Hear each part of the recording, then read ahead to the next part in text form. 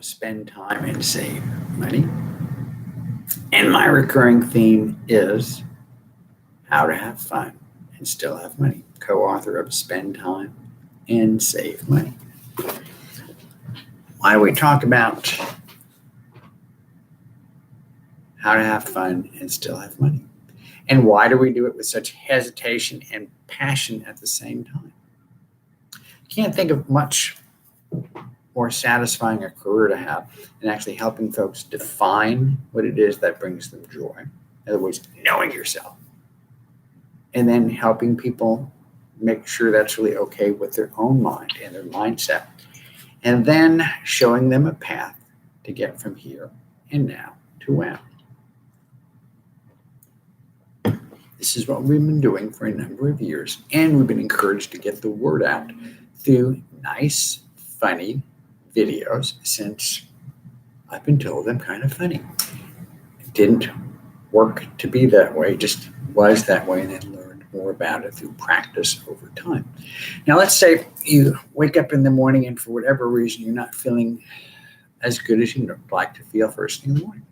What do? Well, if you're lucky enough to have habits where you do a certain number of push-ups each day and pull-ups and ride your indoor bike and read a book at the same time, reading one right now called Breath, which I highly recommend to you, learning more about breathing after only 72, almost 73 years.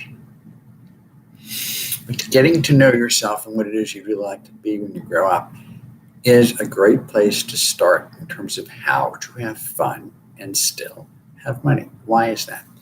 There's some of us who, you can see plainly, we have pictures on our wall, whether it's Rocky Marciano and Frank Sinatra together, or some golf amazing people, or an old Taekwondo plaque given to us for helping a class over a period of time how to learn to defend yourself and how to do Taekwondo and how to do kicks and jumps and the like.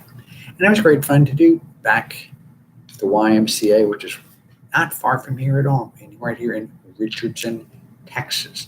So for those of us who enjoy being physically active, it makes perfectly good sense to follow the miracle morning and do our exercise and have a silent time and have visions about the future and have affirmations, which again, it goes right back to the miracle morning by Hal Elrod. Wonderful guy. And he's going to have a movie on Saturday, 12/12/2020 at, I believe it's 11 o'clock Central Standard Time.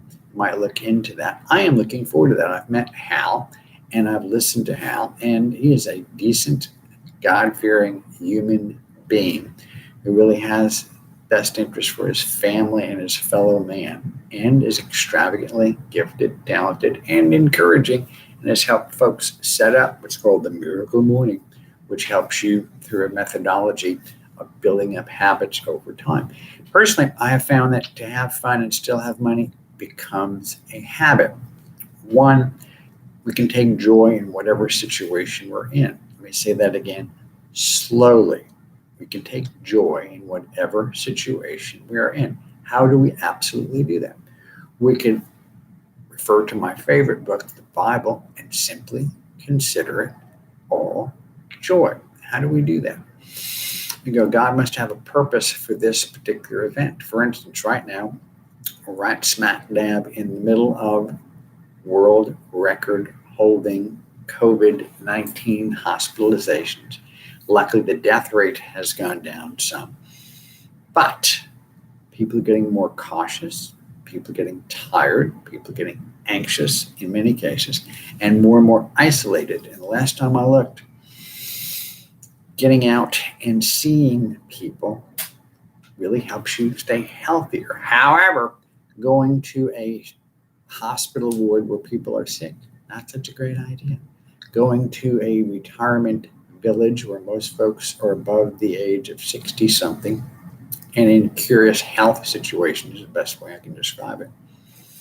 Again, not a great place to go. And frankly, my dear, they won't even let you in anymore in most of the places because there's a great fear that you'll bring something in with you.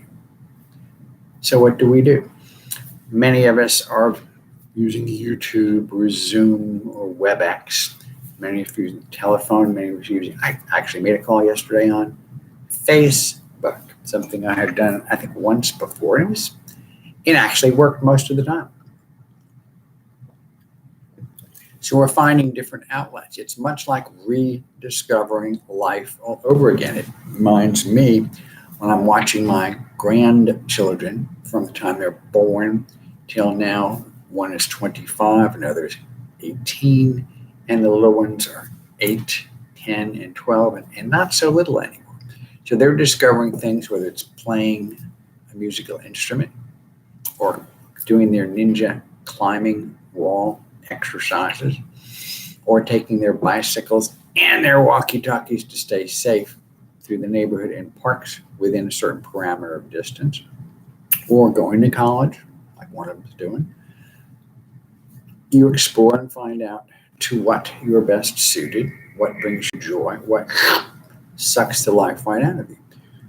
Earlier in the year, we started out with 5 cars, and I thought, this is the second time in my life I've owned 5 cars, and it was much more work this time than it was last time because the cars could not all be kept in my driveway or property. They were kept right here in a parking garage, which happens to be associated with this particular facility, which is a nice way of saying I have to drive from my home to the office, maybe start up a car, maybe check the tires, inflated, yes, their pressure, and basically have a part-time job maintaining cars, which never was my idea of a good time. I enjoy owning a car, I enjoy driving a car, I enjoy admiring a car, but as far as tinkering goes, I discovered that I no longer enjoyed doing that. And when I first got a car way back in 1964, and it was an MGA, I actually didn't enjoy doing that.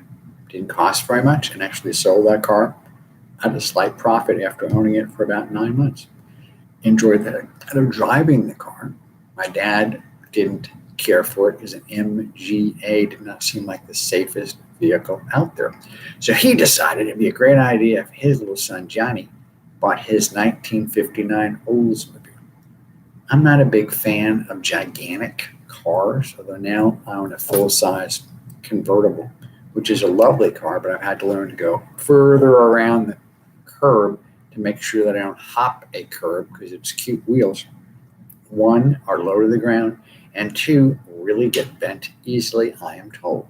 So much more careful driving that car than when I had a little Mini Cooper S convertible, which was just basically roller skate. It was so tiny and quick, but not much capacity for going to Sam's Club, not as comfortable as it could possibly be for my wife, Susie, and told by Susie in the summertime that air conditioning really didn't work all that well. So traded that car off years ago and bought a nice, comfortable Lexus sedan, which was a completely different style of vehicle. Now, rather than waste any more time talking about vehicles, let's get back to how to have fun and still have money.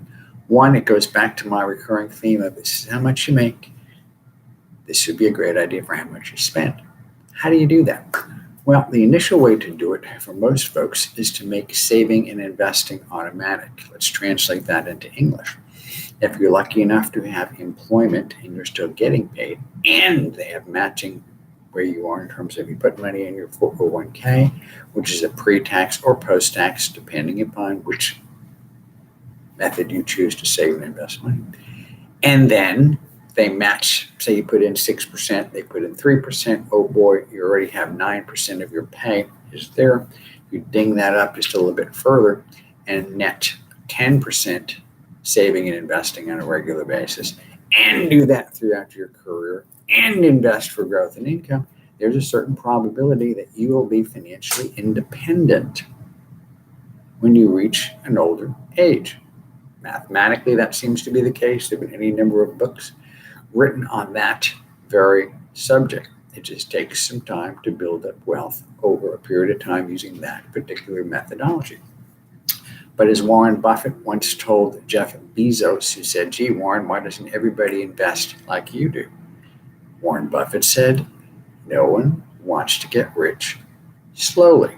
However, most of us who have 7 figures or more of investable assets, I mean real investable assets, not just net worth, not just the value of our businesses, not just the value of our trinkets and homes, clear after mortgages, but literally investable assets. Normally, that's accumulated over time. And we've saved and invested, deferred gratification, deferred spending, and accumulated some wealth over time and lived through various ups and downs in the market. So again, how to have fun and still have money.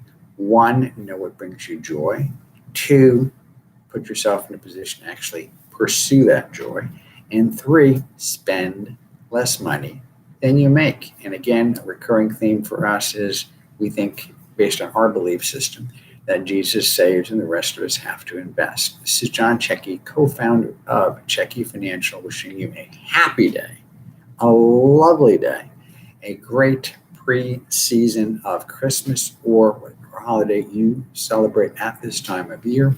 Have fun, be well. Again, this is John Checky, co-founder of Checky Financial right here in Richardson, Texas. Look forward to seeing you sooner rather than later. Bye.